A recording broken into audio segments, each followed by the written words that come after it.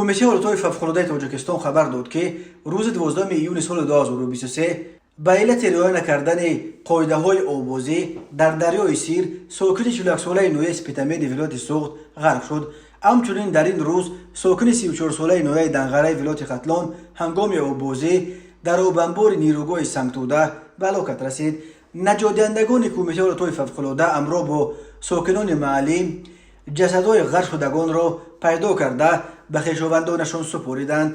در این ارتباط کمیته ولایت‌های فوق‌العاده بار دیگر از ساکنان خواسته است که وقتی آببازی و بود و باش در ساحل کل و دریاها قاعده‌های بی‌خطری و امنیتی را جداً رعایت نمایند و در مکان‌های ممنوع برای آببازی یا تنها و یا در حالت مستی به آب ندرآیند.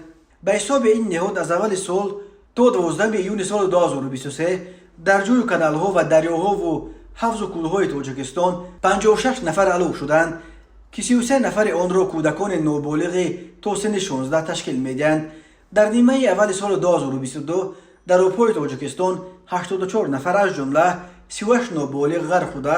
در دوام سال 2022 شماره غرق شدگان در عموم 160 نفر را تشکیل داد. از این شمار 80 نفرش کودکان و نابالغان تا سن 16 بودند.